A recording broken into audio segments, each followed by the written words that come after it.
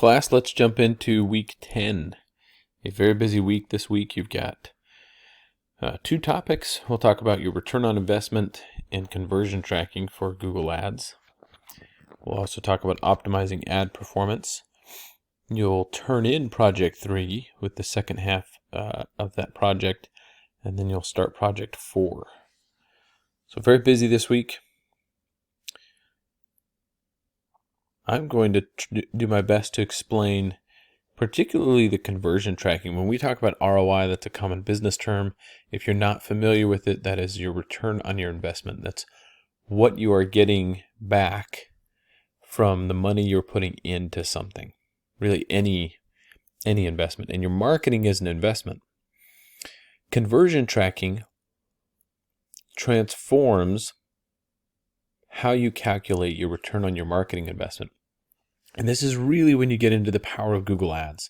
Some people will say, I think it works for my business model. I think it doesn't. I don't like the appearance. There's varied opinions on Google Ads. What makes them so powerful and why almost every company uses Google Ads is because you know, if you set it up correctly, down to the penny what you are getting in return for the money you spend on Google Ads. And that is rare in marketing. If you buy a billboard, or I guess rent space on a billboard, I should say, it's hard to say exactly how much money comes from that. You might see an increase in sales, but is it really from the billboard? Is it from word of mouth? Marketing calculations can be a little squishy, as we would call them. So to know exactly what you get from the money you put into your marketing efforts is a really, really powerful tool. And that's where conversion tracking comes in. There's some really good information on your return on investment, particularly measuring your sales and conversions. And then this one is key, setting up conversion tracking.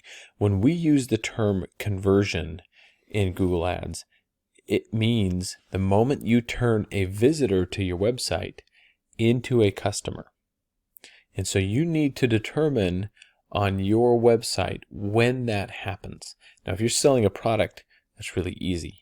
That's the moment they click purchase, right? And then that next page that pops up that says, thank you for your purchase. That would be a conversion. Now, we have a conversion tracking code that you'll get so that Google Ads recognizes, that person just converted from a visitor into a customer. In the scenario I gave you, that's the most simple. You take that code snippet and you put it onto your thank you page. And every time that registers, or Google Ads knows, there's a conversion. And then it will also ask you, what is the value of that conversion? And say you just sold a t-shirt for $7. The value of that conversion is $7. And now that registers in Google Ads. So you say, I've spent, $6.50 in the last couple days on my Google Ads campaign. But I successfully got one conversion out of this. Right, so you've got some return on that $6.50 spent. You get $7 back, and that's how Google Ads is going to measure this return on investment and conversion. Now, there could be other models you're following. Right, an affiliate link, you'd have to get there's a conversion tracking code for an affiliate link. The calculation on that is a little bit different because not every time someone clicks on an affiliate link is someone's going to purchase the product.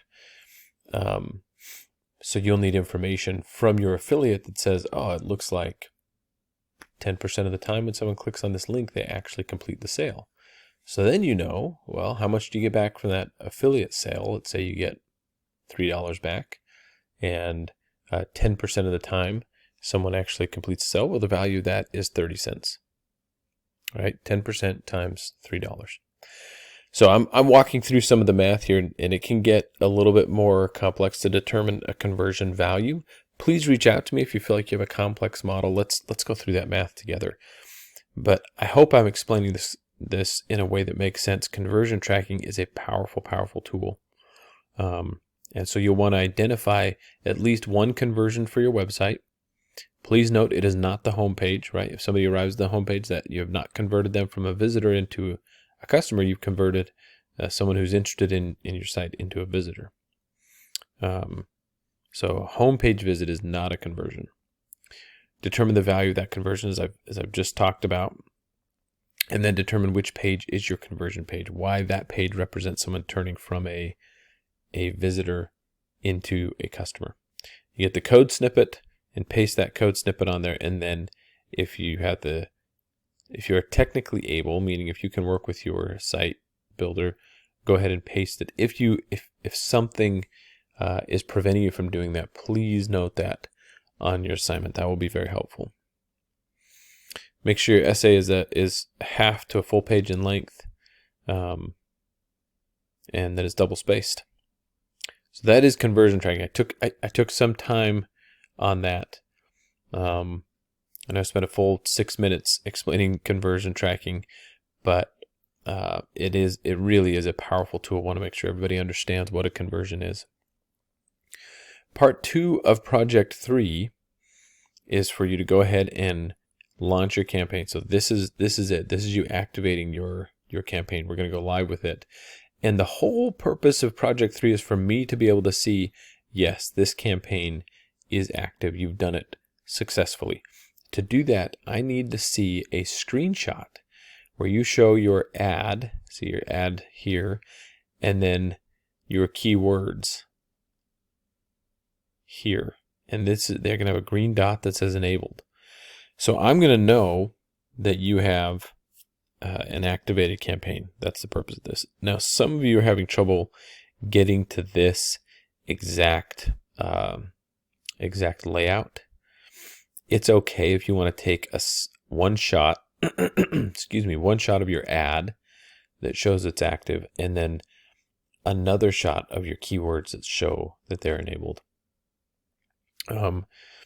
Either of those will do. It doesn't have to be one shot that shows this. I just need to see those two pieces of information. And if you want to send them in on separate screenshots, that's totally fine.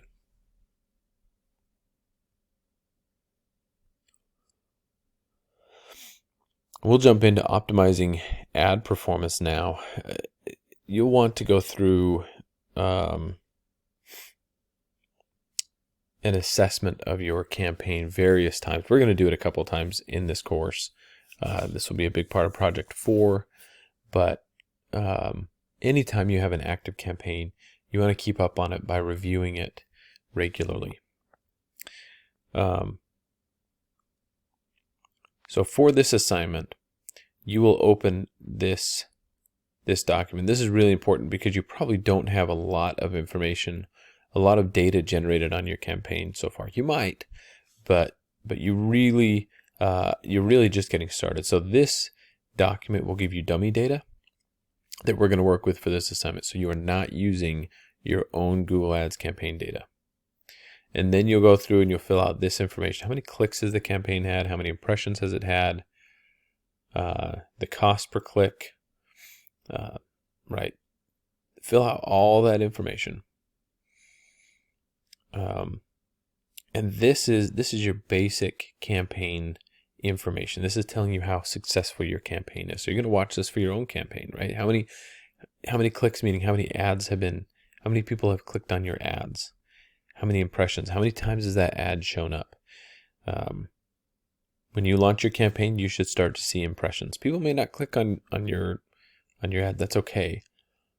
But how many impressions has it had? If it doesn't have any impressions, that means your campaign is not working. Reach out to me because that will affect you on Project 4. We want to get that campaign moving. What's the average cost per click? Right? How much is it costing you for each time someone clicks on your campaign? What's your average ad position? And then your conversion rate if that conversion is set up correctly. Then from this data file, you'll determine what keywords do you want to add, delete, or pause, and what ads do you want to add, delete, or pause. The information here will help you assess the data from each of these ads and keywords.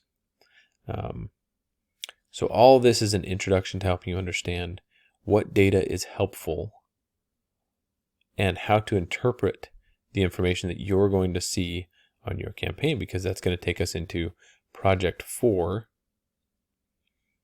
Project 4 has an overview video. So just like project 1, project 2, I'm not going to go in depth on this. I'm going to let the video walk you through it so that you don't get repeat information. The broad purpose of this is to have you launch your campaign, collect some preliminary data, make changes to those ads and landing pages, things that we'll do in week 11 to help you in this process. We'll do activities in week 11, assignments that help you know how to make those changes for your campaign. Then you'll relaunch your campaign and see what changes have occurred in your performance based on the changes you made. So just like other projects, there are multiple pages on here. Again, I'll let the video walk you through the finer details of it, but that's the overall purpose. You're gonna launch your campaign, and then you're gonna try and optimize your campaign and see how effective you are at that. You are not judged based on your campaign's performance.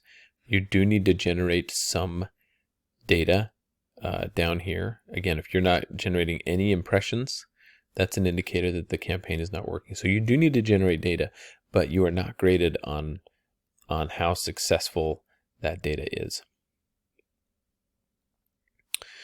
And if we scroll back down to week 10, that will do it. That is a big week. Appreciate everybody taking time to watch this through to the end.